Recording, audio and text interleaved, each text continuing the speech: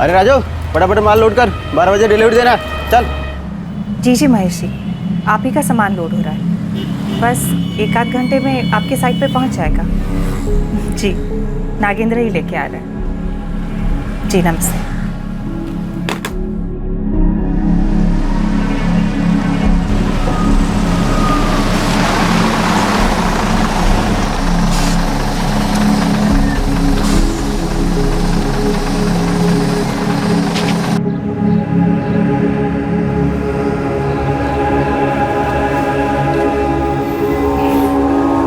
अबे मैं तो दीवार कूद के भाग गया वहां से। देखिए वो सुधीर मोटा है ना, अबे वो गटर में गिर गया। क्या बात कर रहा है? इतनी बार्स मार रहा था, क्या बोले तुम लोग। मैं 1 मिनट में आ रहा हूँ।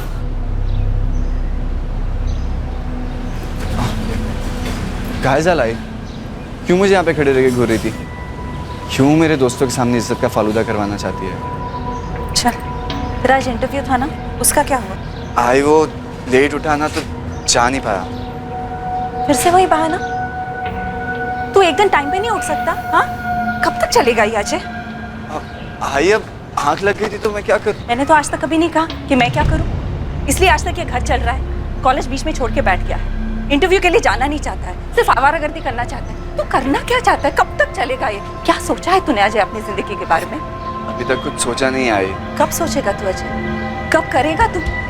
कब एहसास होगा तुझे कि तेरी आई अब थक चुकी है? मुझे तेरी जरूरत है अजय। तेरे बाबा से तो बहुत सालों पहले उम्मीद छोड़ दी थी मैंने, उन्हें तो शराब के अलावा और कुछ सोचता ही नहीं है। अब तू भी उन्हीं की तरह कर रहा है, अपनी जिम्मेदारी से दूर भाग रहा है। बस करना आई, घर पे तो जिम्मेदारी का भाषण सुनाती रहती है ना, रास्ते पे तो बख्श दे। तू घर ही जा, मैं ये तो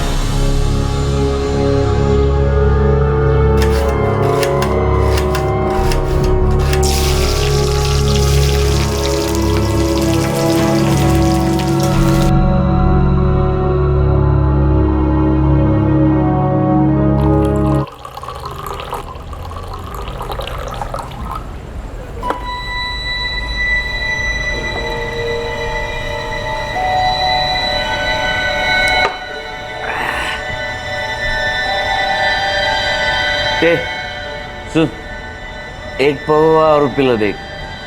रवि बाबू साहब ने मना किया है उधारी देने को, पहले पैसा दो फिर मिलेगा। अरे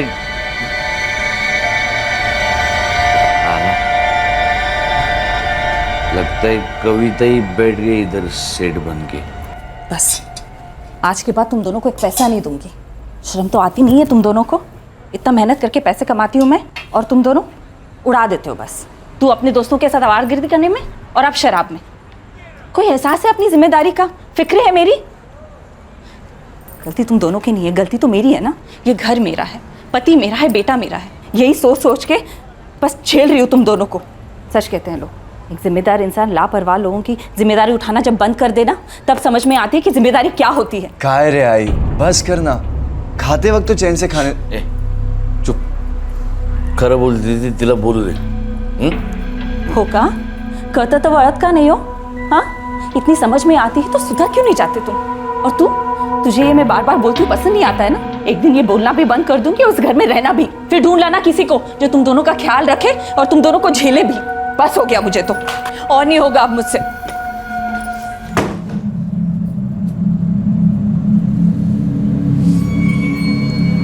लगता है आज कुछ ज्यादा ही गुस्सा हो गई तेरी आई।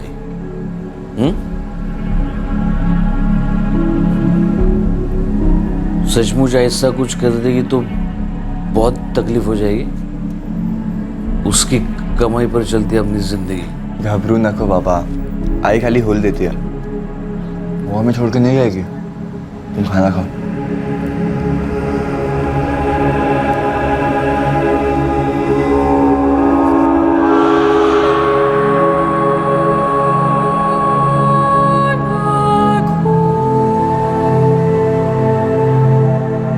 पैसे कमाना, अपने शराबी पति रवि और आवारा बेटे अजय को संभालना, हर जिम्मेदारी अकेले निभाना। जिंदगी की इस गाड़ी को एक पहिए पर ढोते ढोते कविता थक चुकी थी। उसे एक परिवार चाहिए था, एक नॉर्मल परिवार, एक सुकून की जिंदगी। वो इस घुटन भरी जिंदगी को और नहीं सहना चाहती थी, वो इससे दूर जाना चाहती थी। कविता की अपने पति और अपने बेटे को छोड़कर जाने की बात महज धमकी नहीं थी, ये उसके अंदर की तड़प थी, उसकी अनकही आरजू थी अपनी जिंदगी को एक नई मंजिल देने की।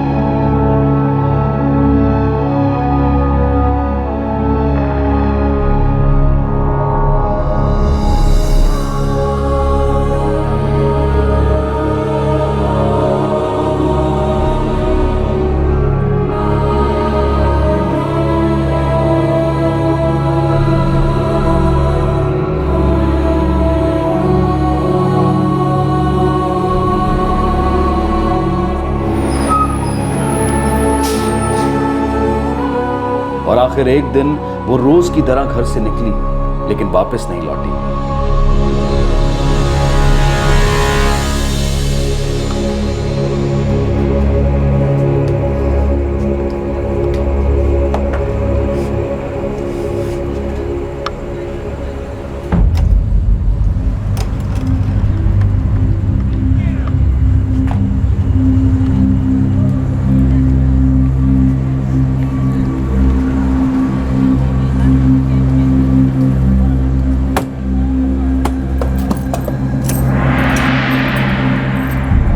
कविता आली गई इकडे? नहीं, वो यहाँ पर नहीं आई है। घर पे भी ताला लगा हुआ है, पता नहीं कहाँ चली गई हो। अच्छा हुआ, बेचारी की जान तो छूटी।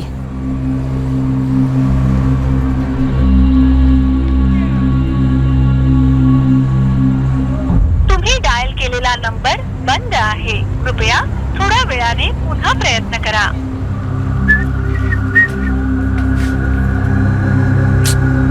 बाबा, बाबा उठो। अजय, आई अली। अरे नहीं, दरवाजे पे भी ताला लगा है। उठो तो, चाबी है मेरे पास। ये आई भी ना, खुद बड़ा जिम्मेदारी का भाषण देती रहती है, लेकिन खुद इतनी भी जिम्मेदार नहीं है कि कहीं बाहर जा रही है तो पड़ोस में चाबी दे के जाए। लो, खाना भी नहीं बना है। बाबा, लगता है आई ऑफिस से ही घर नहीं आई है अभी तक। मैंने फोन किया था उसको, बंद आ रहा है उसको फोन। ए अजय, तेरे पास पैसे है? पैसे तेरे पास? भूख लगी है बहुत। हाँ, जा जा जल्दी से खाने को लेके आ कुछ, बहुत भूख लगी है। तेरे माँ को भी आज का ही दिन मिला था देर से आने के लिए। जाना जल्दी, जब भूख लगेगा।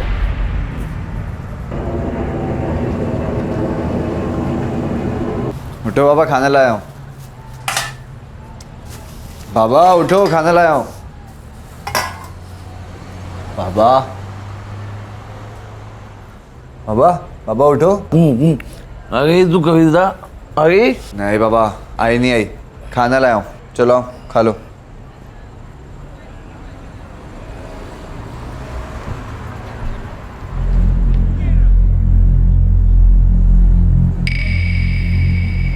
बाबा, आई कहीं सच में तो नहीं चली गई?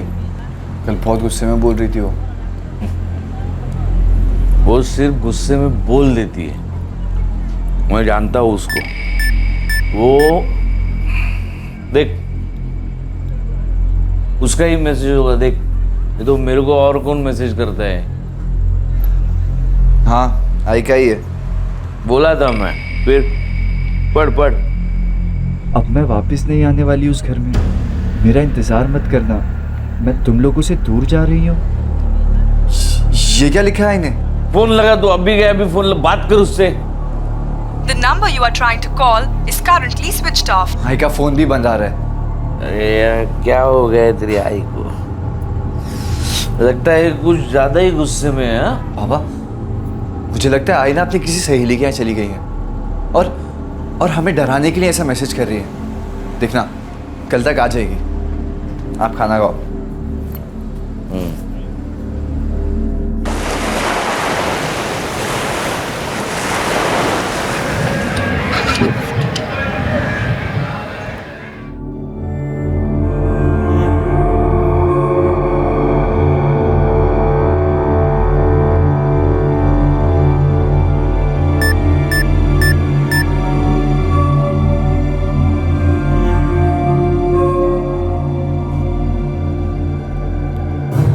मैं अब नहीं आने वाली।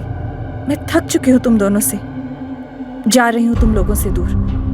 मुझे अब चैन से जीने दो।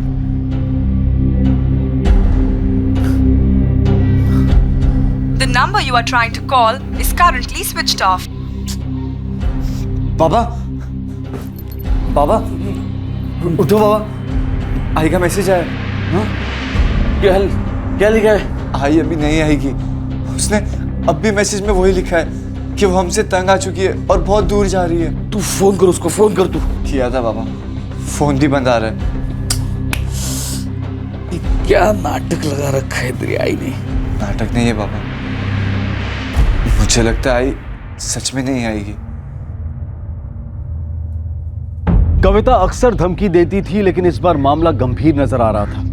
दोनों बाप बेटे को इस बात की फिक्र थी कि अब उन्हें अपने काम खुद करने होंगे, अपनी जरूरतों को खुद पूरा करना होगा। कविता ने कई बार ऐसी धमकी दी थी, लेकिन कभी उस पर अमल नहीं किया था। इसलिए शायद रवि और अजय को उम्मीद थी कि कविता लौट आएगी। लेकिन 2 दिन गुजर गए, कविता के मैसेजेस आने भी बंद हो गए। उसके लौट आने के कोई आसार नजर नहीं आ रहे थे।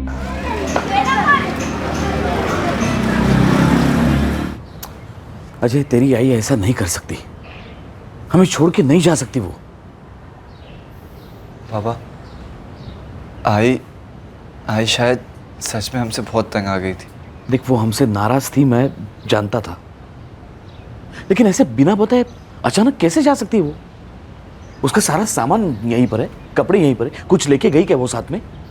नहीं। फिर मुझे यकीन है वो आ जाएगी। बाबा, आप ऐसा कैसे कह सकते हैं? आई तो हमसे बात भी नहीं कर रही, फोन भी बंद करके बैठी है। देख, हम उसकी राह देखते ऐसे ही यहाँ पे बैठे नहीं रह सकते। हमें ढूंढना होगा तेरी आई को। लेकिन बाबा, ढूंढेंगे कहाँ? क्या तुम दोनों को नहीं मालूम कि वो कहाँ काम करती हैं? कविता जी ने तुम दोनों को 2 मैसेज भेजे और उनमें लिखा है कि वो तुम दोनों से थक चुकी हैं, इसलिए घर छोड़कर चली गई। साहब, मैं मानता हूं कि मैं अच्छा पति नहीं हूं। इतने सालों में कभी नहीं बन पाया। मेरा बेटा भी मेरी तरह जिम्मेदारियों से भाग रहा था, लेकिन वो नाराज चाहे कितनी भी हो साहब, लेकिन वो इस तरह घर छोड़ के नहीं जा सकती। हो सकता है अपने माँ बाप के यहाँ चली गई हो या फिर किसी रिश्तेदार के यहाँ। नहीं साहब, हमारे सिवा उसका कोई नहीं है। ये भी तो हो सकता है कि अपनी किसी सहेली के यहाँ चली गई हो। और जाहिर सी बात है, तुम दोनों तो उनकी किसी सहेली को जानते नहीं होंगे। तो वैसे भी उनका इस तरह से चले जाना कोई ताज्जुब की बात तो है नहीं। तुम्ही ने बताया कि वो कई बार ऐसे चले जाने की धमकी दे चुकी थी। हाँ साहब, आई ऐसा कहती जरूर थी, लेकिन सिर्फ हमें डराने के लिए। और हम जैसे भी थे, आई को फिक्र थी हमारी। मुझे नहीं लगता कि आई हमें ऐसे छोड़ के जा सकती है। शायद यही भूल थी तुम्हारी, क्योंकि तुमने अपनी आई की बातों को कभी सीरियसली लिया ही नहीं। आप ठीक कह रहे साहब, बिल्कुल ठीक कह रहे, लेकिन मुझे डर इस बात का है कि कहीं कविता ने कुछ कर न लिया हो, या फिर उसके साथ कुछ उल्टा सीधा ना हो गया हो साहब। देखो, पहली बात, तुम्हारी पत्नी, तुम्हारी आई एक 42 साल की पढ़ी लिखी समझदार औरत है। दूसरी बात, उन्हें हक है अपनी जिंदगी के फैसले लेने का, और ये फैसला लेने की वजह तुम दोनों ने ही उन्हें दी है। ये बात उन्होंने अपने मैसेज में कही है। इसलिए उन्होंने कुछ गलत कर लिया हो या उनके साथ कुछ गलत हो गया हो, ये मानना बहुत मुश्किल है। साहब, 3 दिन से कविता घर वापस नहीं आई, तब जाके एहसास हुआ कि हमें कितनी जरूरत है उसकी, हम कितने निर्भर है उसके ऊपर। हमने उसकी कद्र कभी नहीं की साहब। आई ने मुझे भी बहुत समझाया था, बिंदियां की थी, लेकिन मैं स्वार्थी हो गया था, कभी उनकी तकलीफ ही नहीं दिखी। चलो, अच्छी बात है, तुम दोनों को अपनी गलतियों का एहसास तो हुआ। अब कविता जी को भी उनकी जिंदगी अच्छे से जीने दो। अगर उन्हें कभी लगेगा कि उन्हें वापस आना चाहिए तो वो खुद वापस आ जाएंगे। साहब, इस बात का तो डर है मुझे कि अगर वो वापस आई ही नहीं तो। और देवा शपथ साहब, ये डर इसलिए नहीं कि हमें उसकी जरूरत है, बल्कि इसलिए कि क्योंकि हमें फिक्र है उसकी। साहब, आप ही सोचो, जैसा भी था, लेकिन 20-22 साल का रिश्ता था साहब। ऐसे 2 मैसेजेस में कैसे खत्म हो सकता है साहब? मुझे सच में डर लग रहा है कि ऐसी जिंदगी से थक हार कर कहीं उसने खुद के साथ कुछ कर न लिया हो। एक काम करो, कविता जी के फोटोग्राफ्स और उनकी डिटेल्स हमें दे दो, हम पूरी कोशिश करेंगे उन्हें ढूंढने की। वाडकर, इस औरत की फोटो और डिटेल्स सभी पुलिस स्टेशन और अस्पताल में भेजो। 9 जुलाई से आज तक के सारे रिकॉर्ड चेक करो, शायद कहीं कोई एक्सीडेंट का केस रजिस्टर हुआ हो।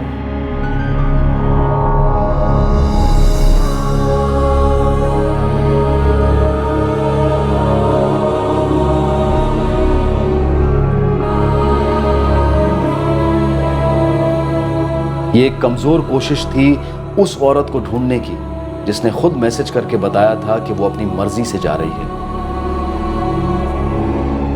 कुछ और दिन बीत गए। इन दिनों में ना कविता का कोई मैसेज आया, ना उसकी कोई खबर। रवि और अजय खौफ के साए में जी रहे थे। ये सवाल उन्हें बार बार सता रहा था कि क्या वाकई कविता ने उन्हें हमेशा के लिए छोड़ दिया था। मेरी एक जगह बात हो गई है, सिक्योरिटी गार्ड की नौकरी है। बड़ी मुश्किल से माना उसने, यकीन ही नहीं कर रहा था कि मैंने पीना छोड़ दिया है। मुझे भी एक कोरियर कंपनी में डिलीवरी बॉय का काम मिल गया है। हमने तेरी आई को बहुत दुख दिया अजय। मैं जब भी सोचता हूँ ना इसके बारे में कि वो सच में हमसे तंग आकर चली गई है, तो सिर्फ एक ही जवाब मिलता है, नहीं, ती आपल्याला अशी सोडून नहीं जाऊ शकत, ऐसे नहीं जा सकती वो।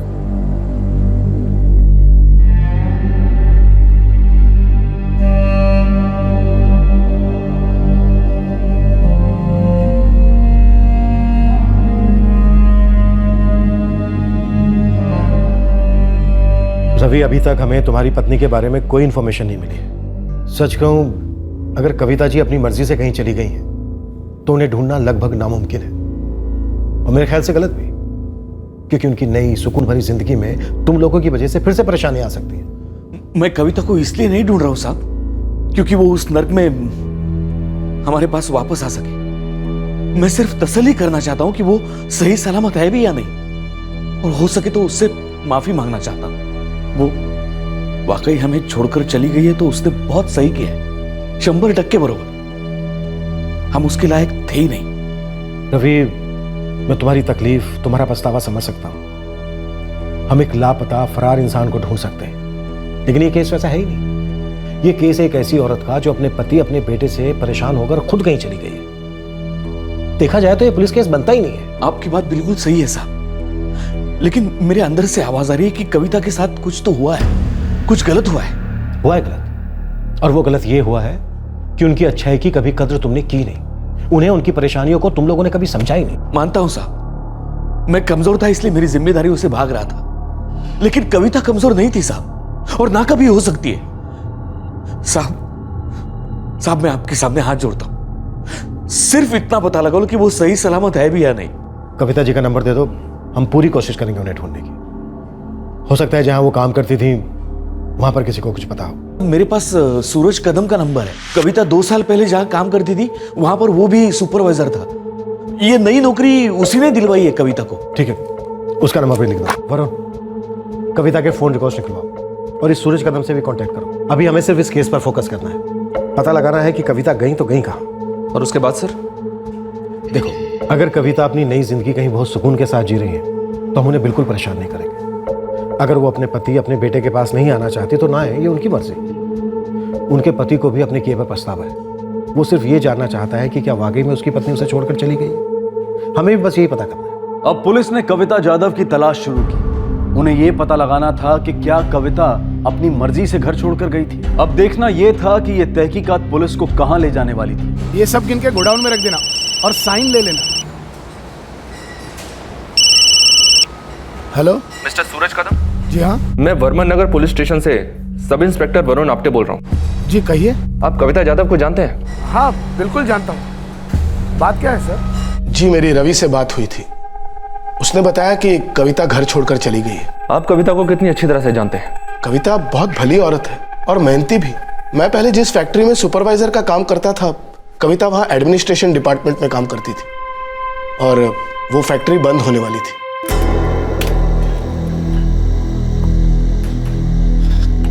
कविता, वो सूरज भाऊ, मैं जानती हूँ आप मुझे क्या कहने आए हैं। मुझे भी नौकरी से निकाला जा रहा है ना। सॉरी कविता, पर सिर्फ तुम्हें ही नहीं, काफी लोगों को निकाला जा रहा, मुझे भी। आप तो जानते हैं सूरज भाव, मेरे लिए नौकरी कितनी ज़रूरी है। रवि तो कुछ भी नहीं करते। अजय के साथ जो उम्मीद जुड़ी है वो भी टूटती जा रही है। कॉलेज में 2 बार फेल हो चुका है वो, फिर भी पढ़ा रही हूँ उसे कि कैसे तो करके ग्रेजुएशन तो पूरा कर ले। 6 सालों से कविता उस फैक्ट्री में काम करती थी। और आप तभी से उसे जानते हैं? नहीं सर, उससे भी 2 साल पहले से। आपको पता है कि वो काम कहाँ करती थी? हाँ सर, मैंने उसे वहां काम दिलवाया था। कहाँ? 7 रेनबोज पेंट डीलर्स में। दीपेश पाटिल? हाँ, मैं जानती हूँ उन्हें, वो मार्केटिंग डिपार्टमेंट में थे ना? हाँ हाँ वही। उसने अपनी खुद की पेंट डीलरशिप शुरू की और उसे ऑफिस एडमिनिस्ट्रेशन के लिए एक्सपीरियंस्ड और एफिशिएंट एडमिन की जरूरत है। उसने मुझसे पूछा तो मुझे फौरन तुम्हारा ख्याल आया। इंटरेस्टेड हो इस जॉब में? ये भी कोई पूछने की बात है सुरेश भाऊ? मैं तो जल्द से जल्द काम शुरू कर देना चाहती हूँ। और कविता ने दीपेश के वहां काम करना शुरू कर दिया। आप मुझे दीपेश का नंबर दे सकते हैं? Sure sir. अरे राजू, फटाफट हाथ बढ़ा, सारा माल लोड कर। उठा है सब, चल फटाफट, ये भी सब लोड कर, ये सब। हेलो, दीपेश पाटिल? जी बोल रहा हूँ। मैं सब इंस्पेक्टर वरुण आप्टे, वर्मन नगर पुलिस स्टेशन से। जी सर, कहिए। आपसे कुछ बात करनी है मिस्टर पाटिल। जरूर सर। मुझे सूरज का फोन आया था, वो बता रहा था कि आपको कविता के बारे में कुछ जानकारी चाहिए। चौल में सभी को कविता के बारे में पता चल गया था मैडम। अच्छा हुआ कि वो घर छोड़ के चली गई। एक तो उसका पति बेवड़ा और दूसरा उसका बेटा 1 नंबर का आवारा निकल गया था। सुना है अच्छे घर से थी वो, अपने माता पिता की इकलौती औलाद थी। इसके माँ बाप कहाँ रहते हैं? कहाँ रहते थे पता नहीं, और अब तो उन्हें गुजरे हुए भी सालों हो गए होंगे। और इसके पास अपना कहने को पति और बेटा ही तो था, शायद इसीलिए सब कुछ झेलती थी। और इसका पति पहले से ही ऐसा था, 17-18 सालों से देखता आ रहा हूँ, पीने के लिए ही जीता था। और सुना है आजकल कहीं सिक्योरिटी का काम कर रहा है।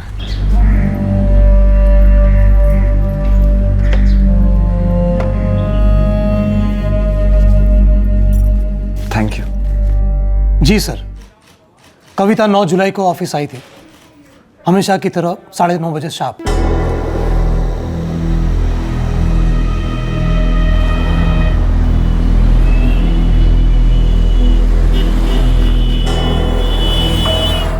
काम कितना भी ज्यादा हो पूरा करके ही जाती थी। मैंने उसे कभी भी अधूरा काम छोड़कर जाते हुए नहीं देखा। हालांकि उस दिन काम कम था, इसलिए वो 5:30 बजे निकल गई रोज के टाइम पर। बस उस दिन के बाद मैंने उसे नहीं देखा। अगले दिन जब वो ऑफिस नहीं आई तो मैंने उसे फ़ोन किया था, लेकिन उसका फ़ोन स्विच ऑफ आ रहा था। सर, अब आप पूछेंगे कि मैंने कोई इंक्वायरी क्यों नहीं की, किसी से पूछा क्यों नहीं? जी, मेरा अगला सवाल आपसे यही होने वाला था। आप ही ने कहा कविता एक बहुत अच्छी एम्प्लॉय थी। आप ही बताइए, आजकल अच्छे एम्प्लॉय कहाँ मिलते हैं? वो बिना इंटीमेशन के, बिना लीव लिए अचानक से गायब हो गई, और आपने इसकी वजह जानना जरूरी नहीं समझा? वजह न जानने की भी एक वजह है सर। कविता सिर्फ अच्छी एम्प्लॉय नहीं बल्कि एक अच्छी इंसान भी थी। लेकिन ये बात किसी से छिपी नहीं है कि उसकी जिंदगी में कितनी परेशानियां थी। हालांकि उसके काम से, उसके बर्ताव से पता नहीं चलता था, लेकिन उसकी आंखों में दिखाई देता था उसका दुख। सर, मैं तो उसे तब से जानता हूं जब हम एक ही फैक्ट्री में काम करते थे। उसके बाद जब वो मेरे यहाँ नौकरी पे लगी तब भी हालत वैसे ही थे। मैंने उससे कहा भी कि मैं उसके लड़के को कहीं नौकरी पे लगा दूं। 1-2 जगह मैंने बात भी की थी, लेकिन अजय खुद को नवाब की औलाद समझता है, इंटरव्यू पे गया ही नहीं। और जहाँ तक उसके पति का सवाल है सर, तो उसका जवाब तो पूरी चौल के पास है जहाँ वो रहता है। आपके कहने का मतलब ये है कि कविता अपने शराबी पति और आवारा बेटे से तंग आकर घर छोड़कर चली गई? हाँ जी सर, इसके अलावा मुझे तो कोई और वजह नजर नहीं आती। क्या ऐसा हो सकता है कि कविता किसी और के साथ चली गई हो? आपके कहने का मतलब है कि उसके पति के अलावा कोई और आदमी था उसकी लाइफ में? हो सकता है कोई उन्हें ऐसा मिल गया हो जिसके साथ उन्हें जिंदगी जीने जैसी लगने लगी हो। जी सर, बिल्कुल हो सकता है, लेकिन मुझे इस बारे में कोई जानकारी नहीं है। तुम्हें क्या लगता है वरुण? अभी तक की इंक्वायरी से तो ऐसे ही लगता है सर कि ये कोई पुलिस केस नहीं है। एक औरत अपने बेटे और पति से नाउम्मीद थी, इसलिए एक दिन उन्हें छोड़कर चली गई। सर, मैंने चौल में कई लोगों से बात की, लेकिन सबने यही कहानी सुनाई है और सबको यही लगता है कि कविता ने घर छोड़कर अच्छा किया। हो सकता है कविता ने वही किया हो जो हम सोच रहे हैं, फिर भी अपनी तसल्ली के लिए कदम आगे बढ़ते हैं। कविता के फोन रिकॉर्ड्स कब तक आ रहे हैं? कल तक मिल जाएंगे सर। वरुण, मुझे लगता है दीपेश जानता है कि कविता किसके ज़्यादा करीब जाने लगी थी। जी हाँ सर, शायद दीपेश जानता है, इसलिए जब कविता अगले दिन काम पर नहीं आई तो उसे कोई फर्क नहीं पड़ा।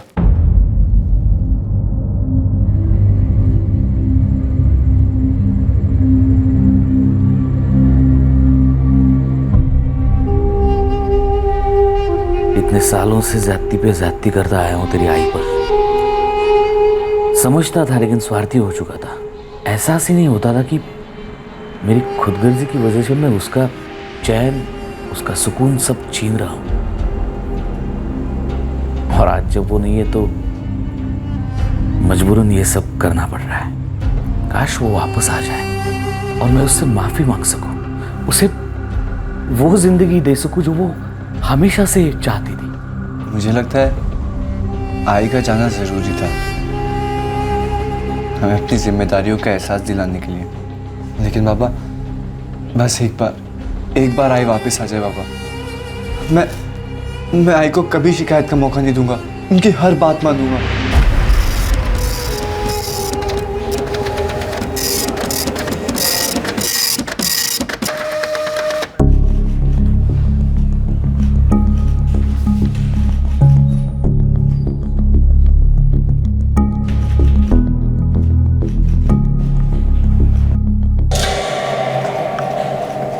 सर, कविता जाधव का फोन रिकॉर्ड स्कैन किया।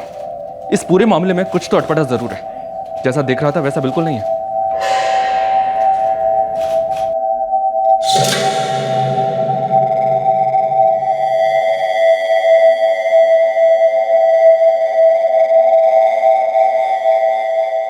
सेफ्टी के तौर पर सभी के फोन रिकॉर्ड्स निकलवाएं सर।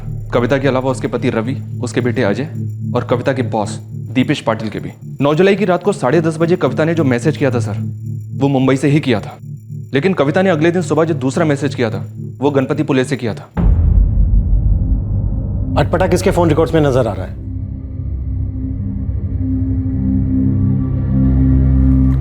अरे, आप ऑफिस जा रहे हो?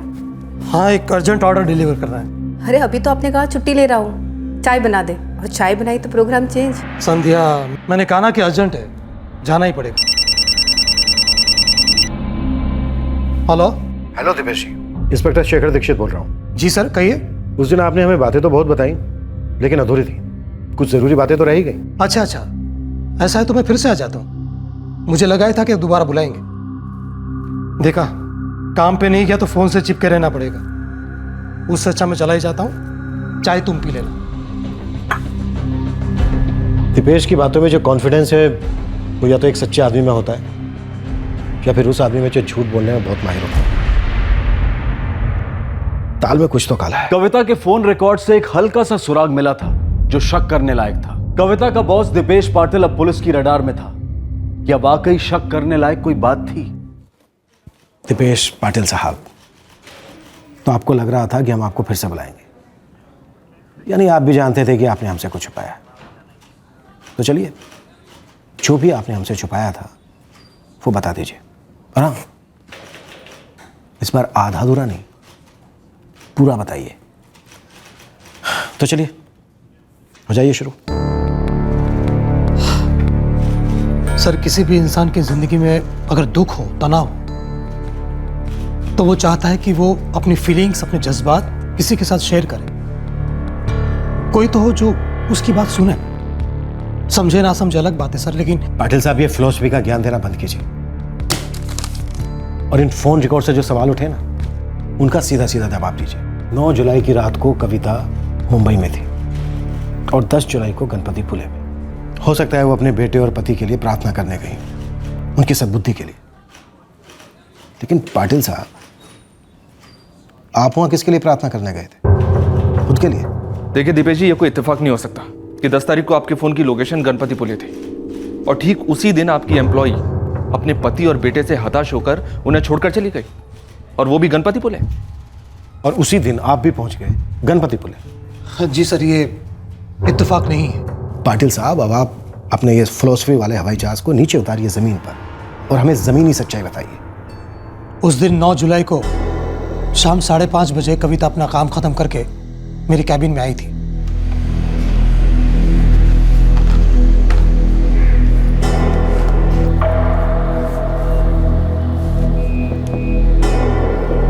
दीपेश जी, मैं आ सकती हूँ? आओ कविता, आओ।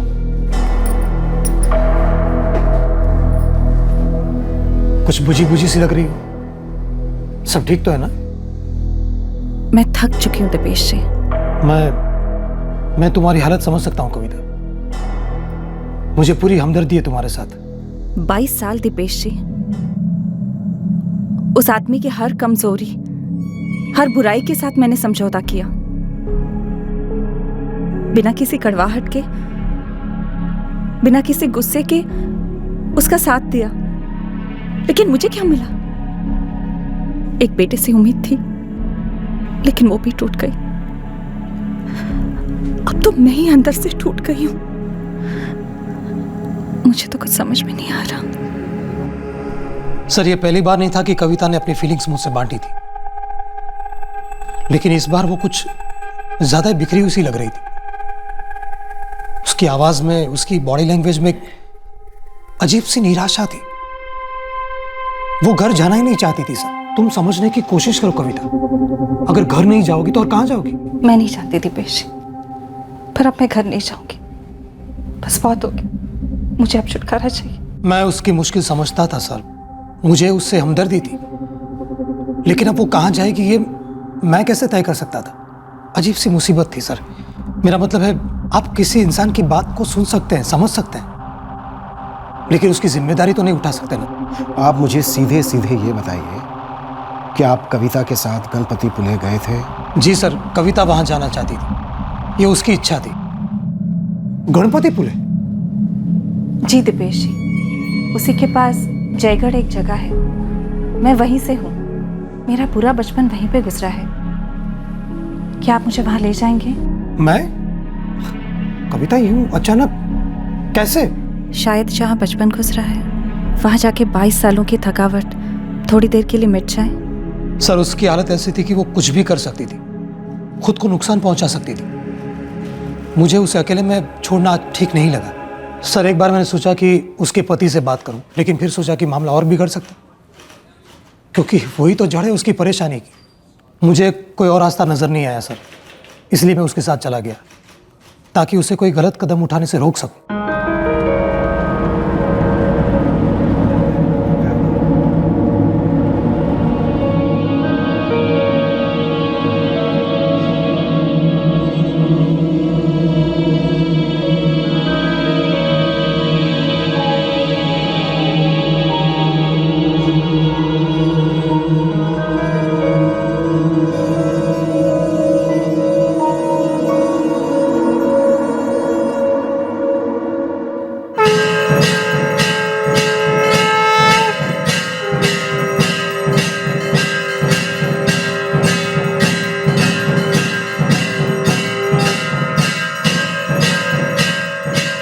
सर, दर्शन करने के बाद उसे थोड़ा सुकून मिला। अब इतने सालों की फ्रस्ट्रेशन कुछ देर में तो नहीं मिट सकती, लेकिन फिर भी वो पहले से काफी शांत नजर आ रही थी। वो कुछ देर समंदर किनारे बैठना चाहती थी।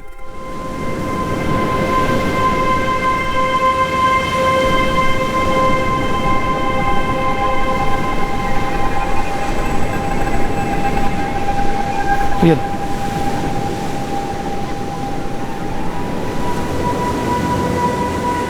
तुम ठीक हो? कविता, मेरे ख्याल से अब चलना चाहिए। मैं जानता हूं तुम वापस नहीं जाना चाहती, लेकिन मुझे ऐसा लगता है कि तुम्हारा पति और बेटा भी तुम्हारी राह देख रहे हो, फिक्र कर रहे हो। ऐसा होता है, किसी के जाने के बाद उसकी अहमियत ज़्यादा समझ में आती है। मेरी फैमिली भी सोच रही होगी, मैं घर के मंदिर में नहीं जाता, अचानक दर्शन करने गणपति पुले कैसे चला गया। आप अपने फैमिली से खुश हैं? हाँ। चलो अच्छा है, कोई तो खुश है। दीपेन जी, मुझे एक 10 मिनट दीजिए, मैं अभी आती हूँ। लेकिन कहाँ जा रही हो? ऐसी जगह जहाँ 10 मिनट सुकून से बैठ सकूं, जहाँ कोई ना हो। अरे घबराइए मत, बस यही पास में ही है। बचपन में वहाँ अक्सर जाया करती थी।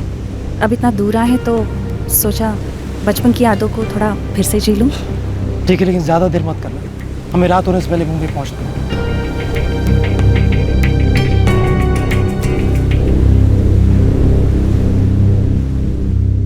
और उसके बाद कविता वापस नहीं आई? नहीं सर, मैं राह देखता रहा, 10 मिनट, आधा घंटा, 1 घंटा हो गया, लेकिन वो नहीं लौटी।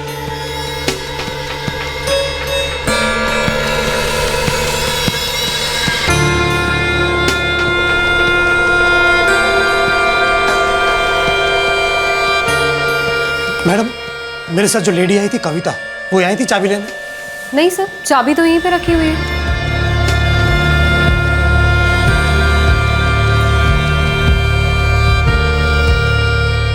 The number you are trying to call is currently switched off. Sir, मैंने फिर समंदर किनारे जाकर देखा, 2-3 घंटा और इंतजार किया, फिर मैंने हार मान ली। सर, मेरे ख्याल से कविता ने पहले से अपना मन बना लिया था, वो चली गई और मैं बंबई वापस चला आया। फिर आप अधूरी कहानी सुना रहे हैं। कविता आपके साथ गणपतिपुले गई, वो वहां से गायब हो गई, कहीं चली गई, ये बात आपको काफी टेंशन वाली नहीं लगी?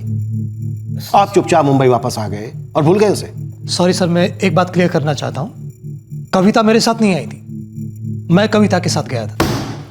आप इस बात को किसी भी नजरिए से देखें, आपकी जिम्मेदारी कम नहीं हो जाती है मिस्टर पाटिल। आपको नहीं लगा कि आपको पुलिस कंप्लेन करनी चाहिए थी? सर, मुझे सब इंस्पेक्टर वरुण ने बताया कि कविता का पति रवि यहाँ कंप्लेन लिखवाने आया था।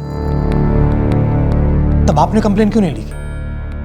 आपने कविता को ढूंढना शुरू क्यों नहीं किया? हम यहाँ सवाल पूछने बैठे हैं, किसी के बेतुके सवालों का जवाब देने नहीं। मुझे जवाब नहीं चाहिए, मैं तो सिर्फ इतना बताना चाह रहा हूं कि रवि जब कंप्लेन लिखवाने आया था तब आपके मन में भी यही आया होगा। कविता 42 साल की औरत थी, 20 साल के लड़के की मां। उसकी लाइफ में बहुत सारी परेशानियां थी सर, और कई सालों से थी। उसको समझ में नहीं आ रहा था सर कि वो अपनी जिंदगी का इतना बड़ा बोझ क्यों ढो रही है। उसकी जिंदगी की मंजिल क्या है? शायद उसे एहसास हुआ होगा कि उसे अपनी जिंदगी जीनी चाहिए, उसकी जिंदगी की नई मंजिल तलाशनी चाहिए। होता है सर, अपनों से नाउम्मीद हुआ इंसान जब नई जिंदगी शुरू करने जाता है तो ऐसे ही चला जाता है। और मुझे लगता है कि मुझे कविता के फैसले की इज्जत करनी चाहिए, उसे पूरा हक था ऐसा करने का, इसलिए मैंने कंप्लेन नहीं लिखवाई। और सर, जब कविता ने अपनी फीलिंग्स मुझसे शेयर की तो मुझे डर लगा था कि वो कहीं कुछ कर ना बैठे, और इसीलिए मैं उसके साथ चला गया था गणपतिपुले, जहां वो जाना चाहती थी। अब सर, वो वहां जाकर अचानक गायब हो जाती है तो मैं क्या कर सकता हूं? और सर, ढूंढ तो उसे सकते हैं जो रास्ता भटक गया हो, जो अपनी मर्जी से कहीं चला गया हो, उसे कोई कैसे ढूंढे? ये बात आप इतने दावे के साथ कैसे कह सकते हैं कि कविता ने रास्ता नहीं भटका, उन्होंने कोई गलत कदम नहीं उठाया, या उनके साथ कुछ गलत नहीं हुआ होगा? नहीं नहीं सर, मैं कोई दावा नहीं कर रहा हूं। अगर आपको लगता है कि कविता के साथ कुछ बुरा हुआ हो सकता है तो ये आपका काम है सर, आप ढूंढिए उसे। सर, मुझे उससे सहानुभूति थी, इसलिए मैंने उसकी मदद की, जितना बन पड़ता था उतना किया। अब सर, मैं उसका बॉस हूं, कोई गार्डियन तो हूं नहीं। उसका दर्द मैं सुन सकता हूं, समझ सकता हूं, लेकिन उसका दर्द अपने सर उठाकर तो नहीं घूम सकता। सर, क्या आपको ऐसा लग रहा है कि कविता के साथ कुछ हुआ होगा? अब तो ऐसा लग रहा है कि ऐसा हो भी सकता है, क्योंकि ऐसा नहीं है कि कविता यूं ही कहीं भी चली गई, बल्कि वो एक तय जगह पर गई थी, वो भी अपने बॉस के साथ। और उनके बॉस का कहना है कि वो अचानक वहां से गायब हो गई। सोचने वाली बात यह है वरुण कि अगर कविता को अचानक बिना किसी को बताए यूं ही गायब होना था तो कहीं से भी हो सकती थी। वो गणपतिपुले ही क्यों गई, वो भी अपने बॉस के साथ? इन्वेस्टिगेशन तो बनती है वरुण। ये दीपेश कितना सच बोल रहा है, कितना झूठ, इसकी जांच पड़ताल तो बनती है। अगर सफेद झूठ में सफेद रंग ढंग से मिलाया जाए ना तो वो सच के गाढ़े रंग को भी हल्का कर सकता है। ये कहानी अभी भी अधूरी है।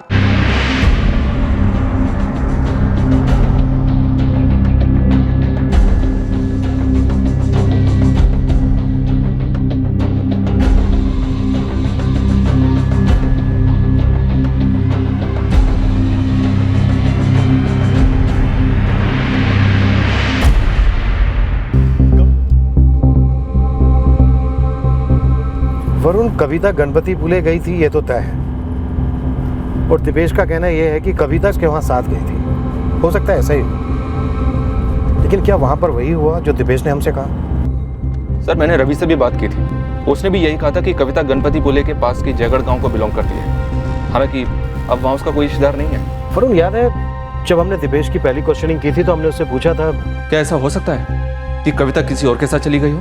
आपके कहने का मतलब है कि उसके पति के अलावा कोई और आदमी था उसकी लाइफ में? सर कहीं ऐसा तो नहीं कि ये दूसरा आदमी कोई और नहीं बल्कि दीपेश ही हो?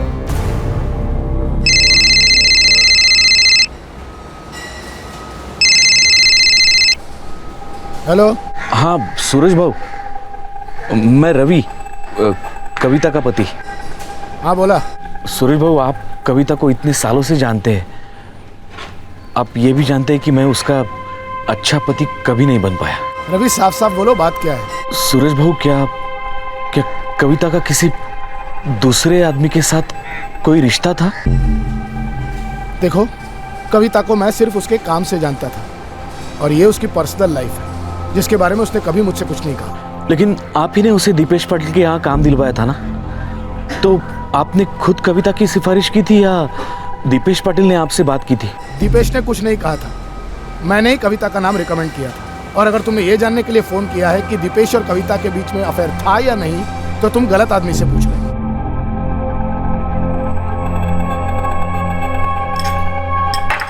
सुनिए, आप 9 जुलाई को ही गणपति पुले गए थे ना? क्यों? तुम्हें बताया तो था, क्यों पूछ रही है? मैंने पुलिस पूछ रही थी, किसी सब इंस्पेक्टर आपटे का फोन आया था, पूछ रहे थे कि आप गणपति पुले गए थे, वो बात मुझे पता थी या नहीं। तो तुमने क्या कहा? यही कि मुझे पता था, पर ये पुलिस आजकल आपको इतना परेशान क्यों कर रही है? वो हमारे ऑफिस में एक औरत थी ना, कविता जाधव, वो अचानक फैमिली को छोड़कर कहीं गायब हो गई, उसी की इंक्वायरी चल रही है। आप उसी के साथ गणपति पुले गए थे ना? हाँ। देखो कविता, अब तुम अपना डेली सोफ वाला दिमाग लगाकर कुछ उल्टा सीधा मत सोचने लगे। कविता एक भली औरत थी, उसकी लाइफ में बहुत सारी परेशानियां थी। उस दिन वो कुछ ज़्यादा ही अपसेट थी, इसीलिए तो मैं उसके साथ चला गया ताकि वो कोई उल्टा सीधा कदम ना उठा ले। लेकिन पुलिस अब मेरी जान के पीछे पड़ी हुई है। लेकिन टेंशन की कोई बात नहीं है, रूटीन इंक्वायरी है।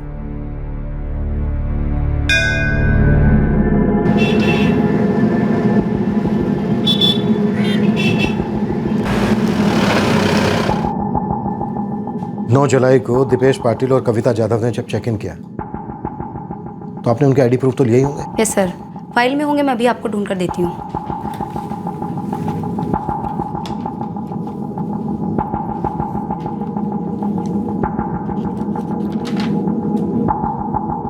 उसके ही अगले दिन ये आदमी इस औरत को ढूंढते हुए यहाँ आया था? जी सर, हालांकि उस वक्त मैं यहाँ नहीं थी, मेरी कुलीग अंजलि ड्यूटी पर थी। यस सर, मिस्टर दीपेश उस दिन काफ़ी घबराए हुए लग रहे थे और उन्होंने पूछा भी था ये कविता मैडम के बारे में कि कहीं वो आई तो नहीं थी रूम की चाबी लेने के लिए। मैडम, मेरे साथ जो लेडी आई थी कविता, वो यहाँ आई थी चाबी लेने? नहीं सर, चाबी तो यहीं पे लगी हुई है।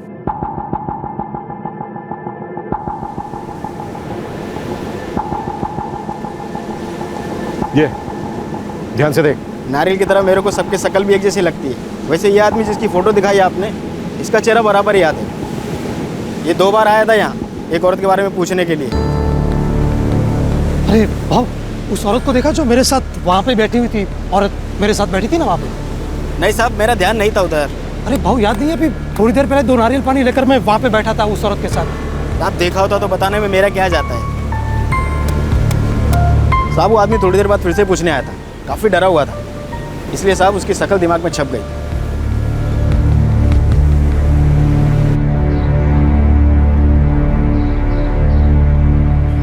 दीक्षित साहब, आपका मैसेज मिलते मैंने पूरे गांव की छानबीन की, लेकिन कविता जाधव के बारे में कोई जानकारी नहीं मिली। हाँ, वो थी इसी गांव की, लेकिन अब उसका कोई रिश्तेदार यहाँ नहीं रहता। यानी दिपेश सच कह रहा है, कविता उसके साथ गणपति पुले गई थी और फिर वहीं से कहीं चली गई। और सर, कविता का मोबाइल भी गणपति पुले में ही स्विच ऑफ हुआ था। गवाह और सबूत दोनों से यही साबित हो रहा है। हो सकता है कविता ने गणपति पुले पहुंचने के बाद ये फैसला लिया हो कि उसे आगे क्या करना है, और फिर चल पड़ी हो अपनी नई मंजिल की ओर। नहीं साहब, मैं अभी भी नहीं मान सकता हूँ कि कविता इस तरह हमें छोड़कर जा सकती है। हमने उन्हें ढूंढने में कोई कसर नहीं छोड़ी। हम उनके गांव भी होकर आए, लेकिन कुछ पता नहीं चला। इस बात के पूरे चांसेस हैं कि तुम्हारी पत्नी अपनी मर्जी से कहीं चली गई और उनका वापस लौटने का कोई इरादा ना हो। साहब, उस दीपेश पाटिल का कविता के गायब होने में कुछ तो लेना देना है। रवि, तुम्हारा शक करना जायज है, लेकिन हमने पूरी तरह से जांच की है और हमारी तहकीकात में दीपेश की कही हर बात सही साबित हुई है। एक भी सुराग हमें ऐसा नहीं मिला है जिससे यह लगे कि दीपेश झूठ बोल रहा है। सॉरी रवि, अब यह केस यहीं क्लोज होता है।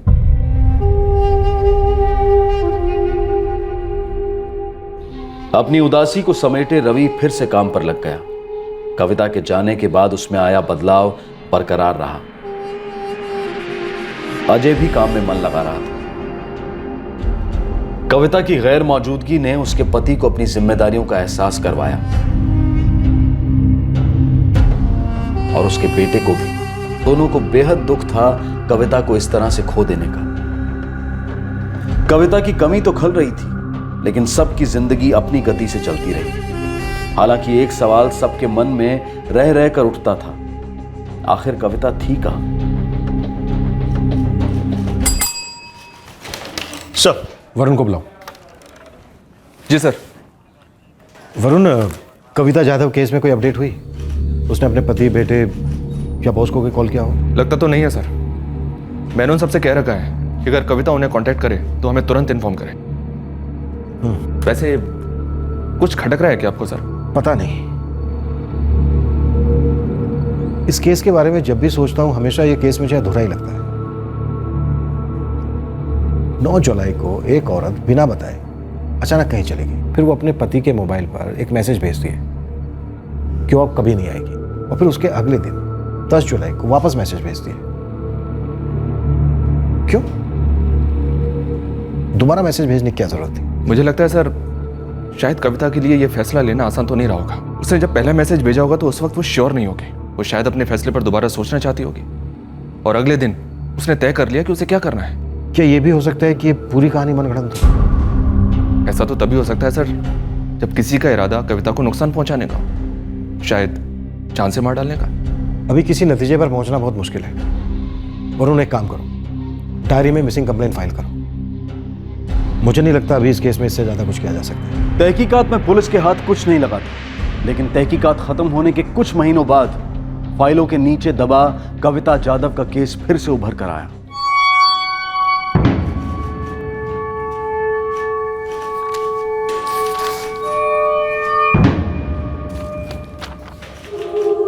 कविता जाधव, उम्र 42 साल, हाइट 5 फुट 3 इंच, 9 जुलाई 2015 से लापता। उम्र 38 से 46 के बीच, हाइट 5 फुट 3 इंच। सर, मुर्दाघर से एक सर्कुलर आया है लावारिस लाशों के दाह संस्कार के बारे में। तो सर, मैं सबकी डिटेल पढ़ रहा था, तभी मेरे ध्यान में कुछ आया। क्या उसमें ऐसा कोई है जो हमारे किसी केस से जुड़ा है? सिमिलरिटीज तो हैं। उम्र और हाइट के साथ साथ पहनावा भी मैच कर रहा है। मरने वाली औरत ने भी साड़ी पहन रखी है। रवि ने भी हमसे यही बताया था कि कविता जाधव हमेशा साड़ी पहनती थी, है ना? Right sir. ये बॉडी 29 जुलाई को मिली थी ना? जी हाँ सर। और डायरी में मिसिंग कंप्लेंट फाइल की थी हमने 21 जुलाई को, और शायद उसी दिन हमने इस केस को आखिरी बार डिस्कस भी किया था। वरुण, इस केस में हमसे कुछ छूट तो नहीं गया? लाश काफी सड़ी हुई हालत में हमें नूपुर नाका के पास मिली थी। कब मिली थी लाश? 29 जुलाई की सुबह, एक टूटे हुए मकान में।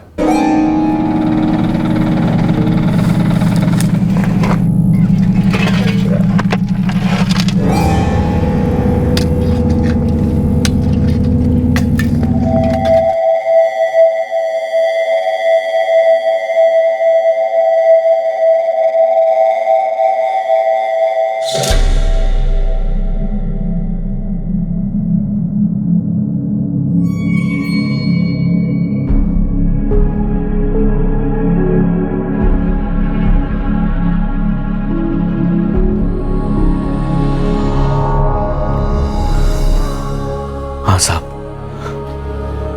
वो कविता ही थी, मेरी बीवी। साहब, आईने खुदकुशी की थी? नहीं, पोस्टमार्टम रिपोर्ट के मुताबिक उन्हें मारा गया, हत्या की गई थी उनकी। आप दोनों ने ताबीज और साड़ी देखकर उनकी पहचान तो कर ली है, फिर भी हमें डीएनए टेस्ट करवाना होगा। साहब उस दीपेश का हाथ है इसमें। उसकी एक भी बात पे मुझे पहले से यकीन नहीं था। मैं कविता को 22 सालों से जानता हूं साहब। वो इस तरह हमें छोड़ के नहीं जा सकती। वो उस दीपेश के साथ इतनी दूर इस तरह क्यों जाएगी? हाँ साहब, बाबा बिल्कुल सही कह रहे। हाँ, ऐसा कभी नहीं कर सकती। साहब वो दीपेश को छोड़ना मत। उसकी हर बात झूठी है साहब। उसी ने मारा है कविता को, उसको छोड़ना मत साहब।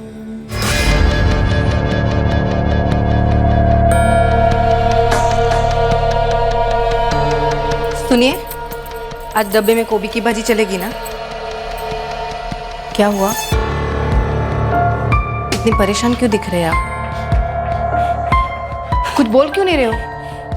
तबीयत तो ठीक है ना आपकी? क्या हो रहा है आपको? दीपेश, दीपेश, दीपेश, दीपेश, दीपेश।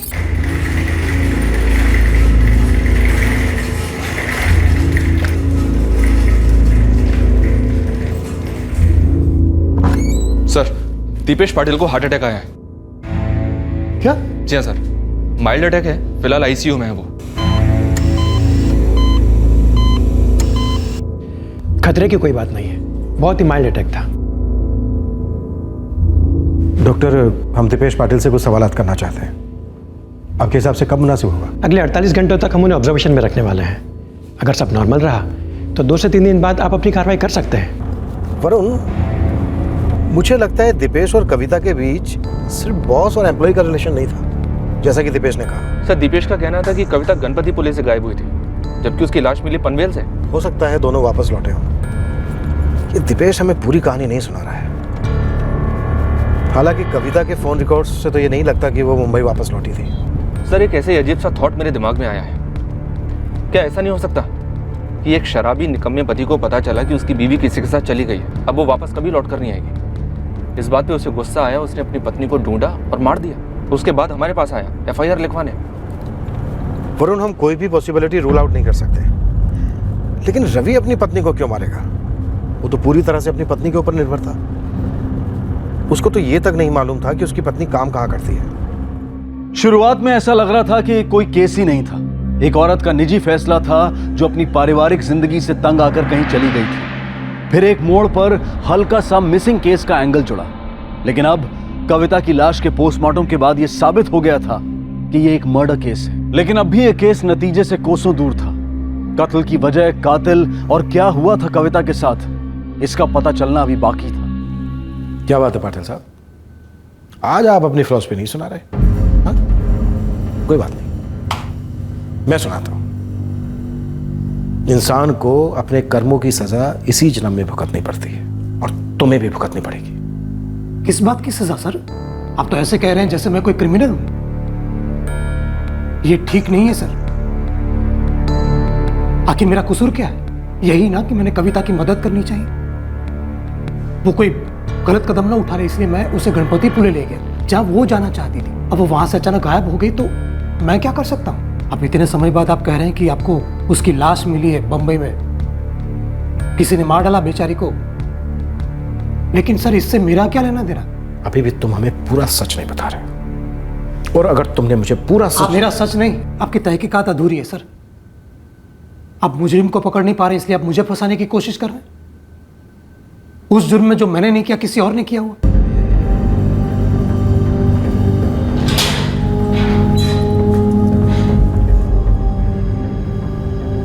लगातार 3 दिनों तक दीपेश की काफी सख्ती से पूछताछ की गई, लेकिन वो अपने बयान पर अड़ा रहा।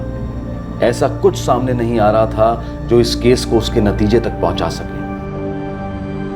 इस दौरान कविता का पति रवि पुलिस स्टेशन आता रहा, इस सवाल का जवाब जानने कि आखिर दीपेश ने कविता को क्यों मारा, लेकिन पुलिस के पास इसका कोई जवाब नहीं था।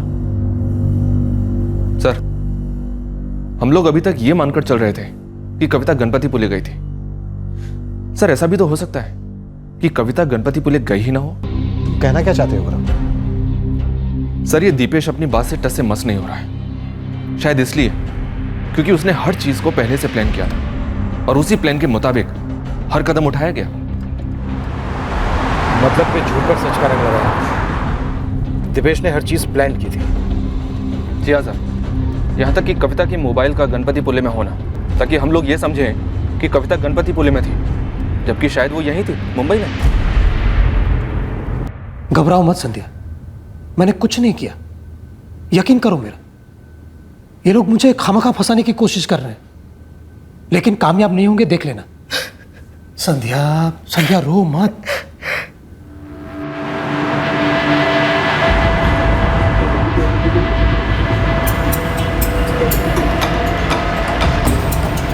नो सर, हमारा छोटा सा होटल है और सीसीटीवी कैमरे हमारे यहाँ नहीं है। 9 जुलाई की रात को दिपेश पाटिल ने जब चेक इन किया तो ये औरत थी उसके साथ। सर, मिस्टर दिपेश यहाँ अकेले ही आए थे और दोनों आईडीज भी उन्हीं के पास थी, तो ये देखने की जरूरत ही महसूस नहीं हुई कि कोई औरत उनके साथ है भी या नहीं। अच्छा, मैं सारे बिल देखना चाहूँ।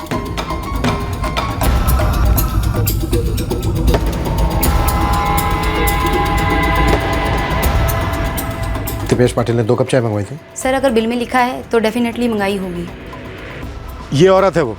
साहब, इतने लोग आते हैं, सब थोड़ी ना याद रहते हैं। वो आदमी भी पूछ रहा था ये औरत को कहीं देखा क्या। साहब, मेरे को सचमुच में याद नहीं था। उसने 2 नारियल लिए थे, ये याद है? हाँ, वो बरोबर याद है।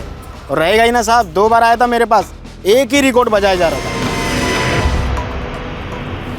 सर, शायद मैं दीपेश के इस खेल को थोड़ा थोड़ा समझने लगा हूँ। दीपेश अपने बयान पे अड़ा है, इसलिए नहीं कि उसका बयान सच है, बल्कि इसलिए क्योंकि उसने अपने बयान को सच बनाया है। सच बनाया मतलब? एक फिल्म देखी थी मैंने सर, उसका प्लॉट ये था कि एक आदमी कैसे अपनी प्लानिंग के जरिए पुलिस को गुमराह करता है। कैसे? वो सच का भ्रम क्रिएट करता है सर। सच और झूठ की ऐसे मिलावट करता है कि लोग उसके झूठ को सच मान लेते हैं। फिर वो अनजान लोगों को, मासूम लोगों को अपना मोहरा बनाकर अपने झूठ को सच साबित करता है, और वो लोग भी ये मान लेते हैं कि जो भी उन्होंने कहा वो सच है, जबकि वो था झूठ।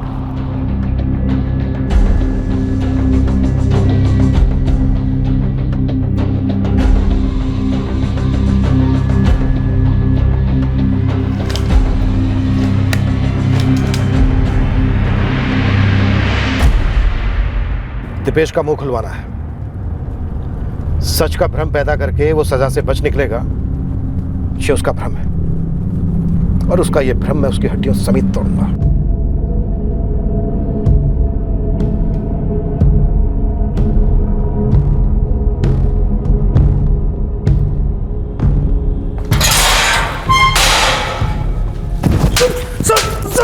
क्या कर रहे हैं आप सर? क्या कर रहे हैं आप? मैं अच्छी तरह से जानता हूं कि कविता को तूने ही मारा। सारे सबूत तूने प्लान किए। गणपतिपुले जाना तेरा एक प्लान था। कविता कहीं तेरे साथ नहीं गई। तूने पहले कविता को मारा और फिर उसका फोन लेकर तू गणपतिपुले गया। गया क्यों नहीं? ये झूठ है सर। झूठ है? हाँ, झूठ है। सर, आप मुझ पर हाथ नहीं उठा सकते सर। ठीक है, नहीं उठाता हाथ। सर, ये गैर कानूनी है सर। ये मेरा पुलिस स्टेशन है, यहाँ का कानून भी मैं हूं। आप इस तरह मुझसे बात नहीं मनवा सकते। सर, सर, सर, अभी कुछ नहीं करो, जो भी काम है बाद में। एक मिनट सर, मेरी बात तो सुनिए। बोलो। Human rights activist Anil Deshmukh यहाँ आया हुआ है, उस सारी कैदियों से अभी मिलना चाहता है। अभी? उसे कहो कि अभी जाए, कल आए। क्या ना, थाना इंचार्ज बिजी है। लेकिन सर, बहुत गड़बड़ हो गई है। इसकी चीखें सुनी उसने, शक हो गया उसे। सर, हम लोग मुसीबत में आ सकते हैं। फरून, मैं जब तक इसके मुंह से सच नहीं सुन लेता, मैं इसे छोड़कर नहीं जाने वाला। ये क्या तमाशा हो रहा है यहाँ पे? कानून की हिफाजत करने वाले ही कानून तोड़ रहे हैं। अच्छा, सब इंस्पेक्टर वरुण, आप यही सच्चाई मुझसे छुपाने की कोशिश कर रहे थे ना? वाह मिस्टर दीक्षित, सोचता हूं डंडे के साथ आपकी एक फोटो ले लूं तो कैसा रहेगा। आपको शायद लगता नहीं हो, लेकिन मुल्जिम भी इंसान होते हैं। आप उन्हें जानवरों की तरह नहीं पीट सकते। देशमुख, मेरे काम में टांग को तोड़ा। ये मेरा पुलिस स्टेशन है। मेरे पुलिस स्टेशन के लॉकअप में मेरी इजाजत के बगैर आने की हिम्मत कैसे हुई? मैं एक वकील भी हूं और ह्यूमन राइट एक्टिविस्ट भी। जब जब मुझे पता चलेगा कि किसी भी पुलिस स्टेशन में किसी भी मुल्जिम के साथ कानूनी नीति नियम के अनुसार कार्रवाई नहीं हो रही है, मैं वहां आकर अपनी टांग अड़ाऊंगा। आप ये मत भूलिएगा कि मैं भी आपकी तरह एक कानून का रखवाला हूं। देशमुख, तुम कानून के रखवाले नहीं, बल्कि मुजरिमों के रखवाले, जो पैसे लेकर संगीन से संगीन मुजरिमों को कानून से बरी करवाते हैं। देखिए, आपको जो भी कहना है कहते रहिए, लेकिन प्लीज बाहर जाकर क्योंकि मुझे यहाँ रिपोर्ट तैयार करनी है कि आप अपने मुलजिमों के साथ कैसे पेश आते हैं इसके बारे में, और मैं शुरुआत इनसे करता हूँ।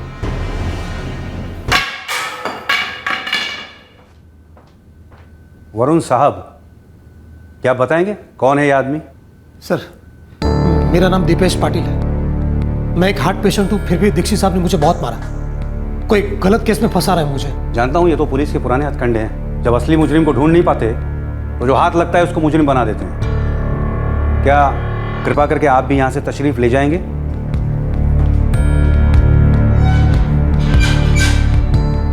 तो मिस्टर दीपेश।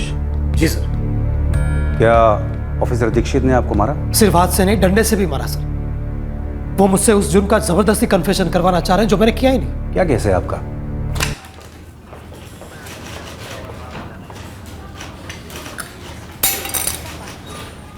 वरुण, हम इस केस की तह तक पहुंच कर रहे हैं। मिस्टर दीपेश, मैं कल कोर्ट में आपके बेल के लिए अप्लाई करूंगा।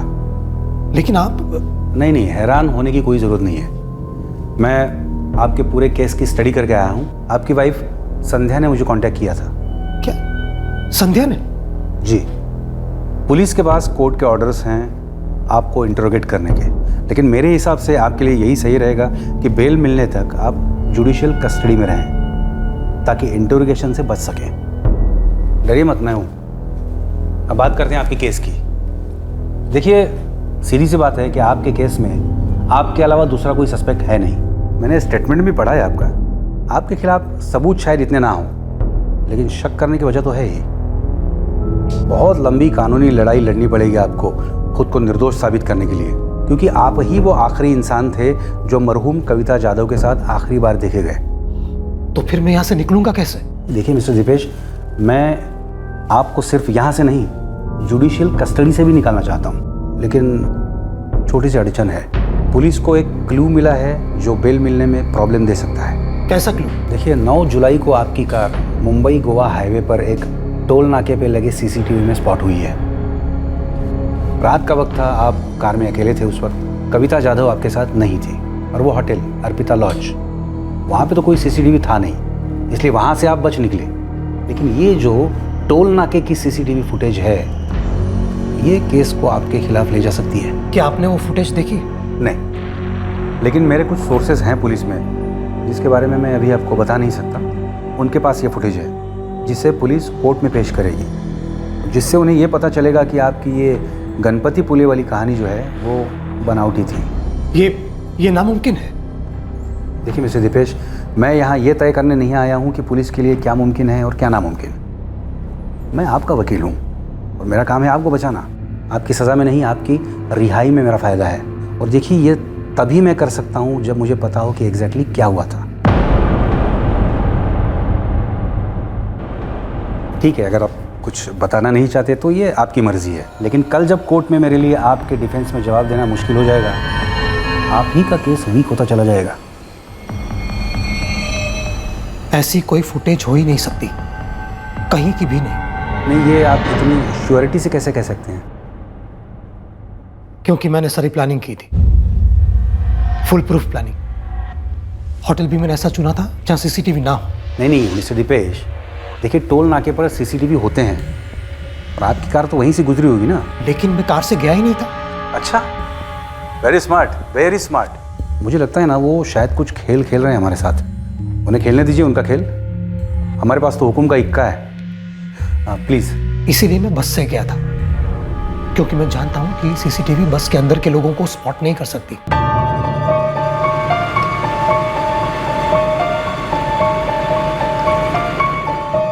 मैं कविता का मोबाइल हर जगह लेकर गया था। उसका आधार कार्ड भी मेरे पास था, उसी की कॉपी मैंने होटल में दी थी।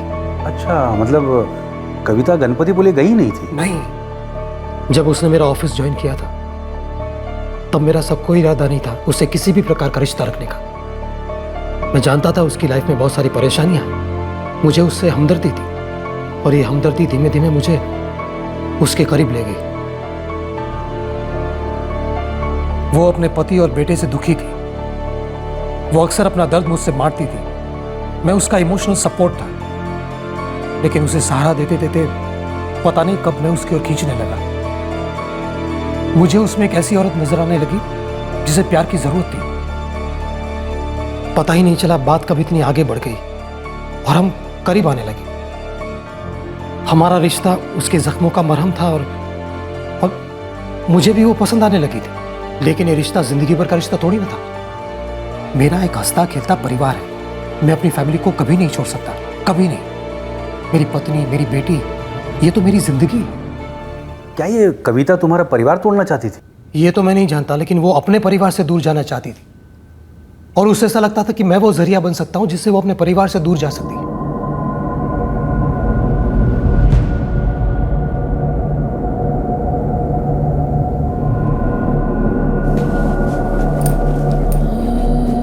दीपेश, तुम मुझसे शादी करोगे?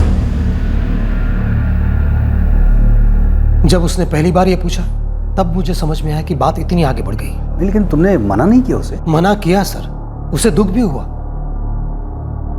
लेकिन उसे मेरी जरूरत थी और मुझे भी उसकी आदत पड़ गई थी, तो रिश्ता आगे बढ़ता गया।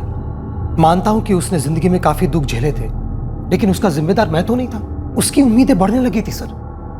धीमे धीमे मजा सजा बनने लगा था।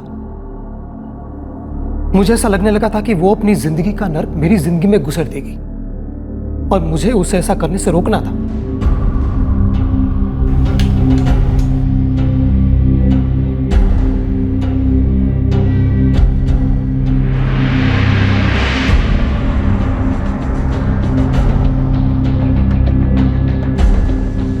उस फिल्म में मैंने देखा कि एक आम आदमी किस तरह चालाकी से झूठ को सच बना देता है, कैसे अपने जुर्म से बच निकलता है। और कविता ने देखा कि एक आम आदमी अपने परिवार को बनाए रखने के लिए क्या कुछ नहीं करता। दीपेश, क्या हमारा भी ऐसा परिवार हो सकता है? बस बहुत मजे कर लिए। अब मैं उसकी जिंदगी से दूर जाना चाहता था और चाहता था कि वो भी मेरी जिंदगी से चली जाए, लेकिन ऐसा नहीं हो रहा था। उसे मुझ में नजर आ रही थी अपनी जिंदगी की नई मंजिल और मुझे नजर आ रहा था कि मेरा परिवार बिखर सकता है उसकी वजह से। लेकिन ये 9 जुलाई को क्या हुआ था? शाम को 5:30 बजे थे। सारे वर्कर्स जा चुके थे, ऑफिस में सिर्फ मैं और वही थे।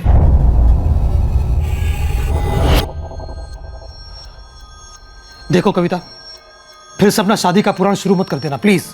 मैंने तो सोचा था मैं अपने लिए एक नई जिंदगी ढूंढ लूंगी तुम्हारे साथ। वो गलती थी मेरी, मुझे खुद पे कंट्रोल करना चाहिए था। तुमसे हमदर्दी थी मुझे, I mean है। हमदर्दी? तुम्हें मुझसे सिर्फ हमदर्दी है और कुछ नहीं? हाँ, और कुछ नहीं। तुम्हारा दुख, तुम्हारा दर्द सब सच है, लेकिन उसकी दवा मैं नहीं हूं। तुम्हें डर है ना कि मेरा दुख तुम्हारी जिंदगी को दर्द से भर देगा? अभी से दुख भर दिया है कविता। मेरी मत मारी गई थी जो मैंने तुमसे रिश्ता रखा। अब ये रिश्ता मेरे लिए बोझ बन गया, बोझ। देखो कविता, समझने की कोशिश करो। तुम अपनी फैमिली को छोड़ना चाहती हो क्योंकि तुम उनसे दुखी हो। मैं खुश हूं अपनी फैमिली के साथ। तो फिर तुम मेरे पास क्यों आए थे? मजे करने के लिए? तो क्या एक्सपेक्ट करती हो तुम मुझसे? शादी कर लूं तुमसे जस्ट बिकॉज हम साथ में सोए? एक बात समझ लो, मैं तुम्हारे लिए अपने घर को नहीं तोड़ सकता। तुम्हें अपनी खुशी, अपनी मंजिल कहीं और ढूंढनी होगी। मैं नहीं हूं तुम्हारी मंजिल। मैं हाथ जोड़ के विनती करता हूं तुमसे, मेरी जिंदगी, मेरा ये ऑफिस छोड़ के चली जाओ प्लीज। कितनी आसानी से कह दिया ना तुमने। तुम्हें मेरी फीलिंग्स की तो कोई कदर ही नहीं है। तुम्हें सिर्फ मेरा जिस्म चाहिए था। तुम्हारे लिए मैं एक टाइम पास। देखो कविता, जो कुछ हुआ दोनों की मर्जी से हुआ। खुद को विक्टिम बनाकर मुझे गिल्टी फील करवाने की कोशिश मत करना। गिल्टी हो? 22 सालों से मैं घुट रही हूं। मेरा दर्द, दुख, मेरी जिंदगी तुम्हारे सामने मैंने खोल के रखी थी, लेकिन तुम्हें सिर्फ मेरे जिस्म में दिलचस्पी थी। सब कुछ जानते थे तुम, फिर भी तुमने मुझे झूठे वादे किए, ये झूठा दिलासा दिलाया कि तुम मुझे उस नर्क से निकालोगे, और आज तुम मुझे कह रहे हो कि उस नर्क में वापस चली जाओ। तो क्या चाहती हो मुझसे तुम? अपनी फैमिली को उस नर्क में धकेल दो? अपनी बीवी को तलाक दे दूं? जब मेरे साथ सो रहे थे तब तो तुम्हें अपनी फैमिली और बीवी याद नहीं आ रही थी। आज अचानक तुम्हें अपनी बीवी की बड़ी फिक्र हो रही है। तुम बहुत बड़े कमीने हो दीपेश। सच तो यह है कि तुम अपनी बीवी से बोर हो रहे थे, इसलिए तुम मेरे साथ आके सोते थे? तुम्हें वो खुश नहीं रख पाती थी ना, इसलिए तुम मेरे पास खुशी ढूंढते थे। क्यों? मिलूं तुम्हारी बीवी से, उसे बता तो दूं पतियों को कैसे खुश रखा जा सकता है। मुझे धमकी मत देना। मैंने किसी की जिंदगी बर्बाद नहीं की, तुम्हारी जिंदगी पहले से बर्बाद थी। ठीक है, फिर देख लो अभी, जब एक बर्बाद औरत किसी और की जिंदगी बर्बाद करने की ठान लेती है ना, तो क्या होता है। मैं बहुत डर गया था। वो अपनी जिंदगी में खुशी लाने के लिए मेरी जिंदगी बर्बाद करने पर उतारू थी। वो एक चोट खाई औरत थी जो कुछ भी कर सकती थी। मुझे ऐसा लगा कि उसे रोकना होगा।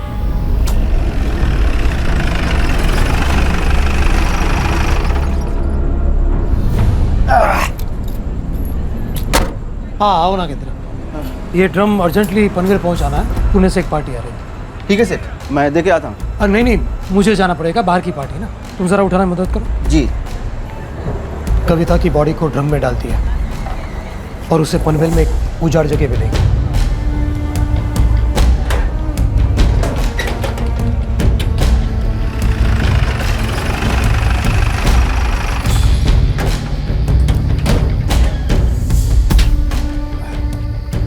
यहाँ पर ठीक है सेठ जी, मैं रुकता हूँ ना, आप अकेले कैसे? अरे नहीं नहीं, पार्टी से बात हुई है, उनके 4-5 आदमी आ रहे हैं, वो लोग उठा लेंगे। ये लो रखो। अरे इसकी क्या जरूरत है सेठ जी? रखो, रास्ते में चाय पानी कर लेना, मैं टैक्सी से आ जाऊँगा। जी जी जी सेठ।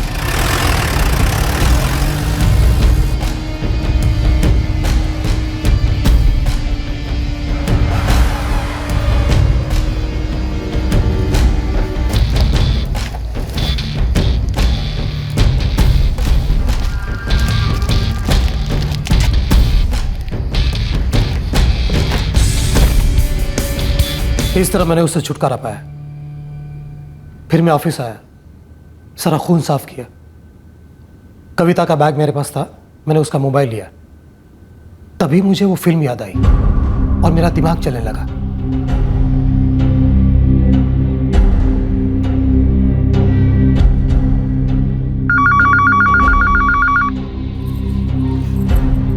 अरे कहाँ हो आप? कब से फोन लगा रही हूँ। हाँ वो मैं जरा बिजी था। अच्छा सुनो, मुझे अभी के अभी गणपतिपुले जाना होगा। गणपतिपुले? ऐसे अचानक? हाँ वो एक अर्जेंट काम है, मैं आके बताता हूँ। ठीक है।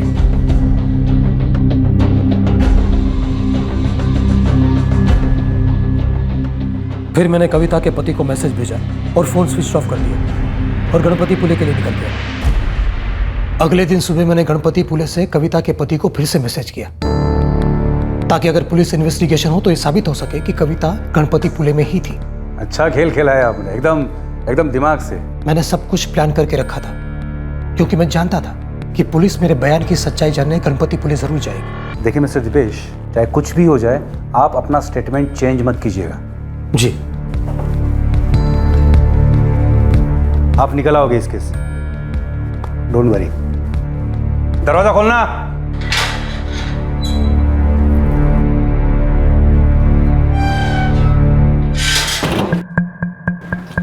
ए सुनो, नगेंद्र नाम है तुम्हारा? जी। चल, कुछ बात करनी है तुझसे। सर, टेम्पो के ड्राइवर नागेंद्र का स्टेटमेंट ले लिया है। 9 जुलाई की रात को टेम्पो कब और कहाँ था, सारी डिटेल्स मिल गई हैं। वरुण, ड्राइवर के साथ अपने किसी आदमी को उस स्पॉट पर भेजो जहां पर ड्राइवर ने दीपेश को ड्रॉप किया था ड्रम के साथ। कांस्टेबल वाडकर ऑलरेडी निकल चुका है सर, वो पूरे रूट की वीडियो रिकॉर्डिंग भी करेगा। उस इलाके के टोल नाका का सीसीटीवी फुटेज लेना मत भूलना, हो सकता है वहां से हमें टेम्पो की मूवमेंट मिल जाए। इस दीपेश पाटिल के खिलाफ हमें स्ट्रॉन्ग केस फाइल करना है। संध्या, देशमुख जी ने बेल की एप्लीकेशन कर दी? देशमुख? कौन देशमुख? तुमने जिसे भेजा था वो वकील? मैंने नहीं तो, उल्टा मैं आपसे पूछने वाली थी कि मैं किसी वकील को कंसल्ट करूं। तो वो कौन था?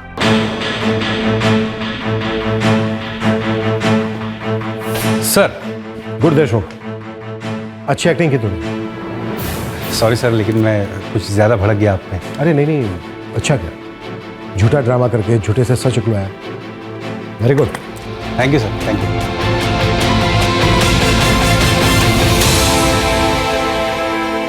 ऐसे कैसे हो सकता है? अनिल देशमुख नाम था उसका। ह्यूमन राइट्स का भी कुछ काम करता था। पाटिल साहब, वो अनिल देशमुख कोई वकील नहीं, बल्कि हमारे ही डिपार्टमेंट का एक कांस्टेबल है। जी क्या है पाटिल साहब, आपके जैसे क्रिमिनल सोचते हैं कि वो टीवी और फिल्में देखकर क्राइम करने के नए नए तरीके सीख सकते हैं, और उतनी ही चालाकी से उन्हें छिपा भी सकते हैं। क्राइम ना कितनी भी अच्छी प्लानिंग के साथ कर लो, लेकिन अपराधी की एक ही मंजिल होती है, और वो है सलाखों के पीछे।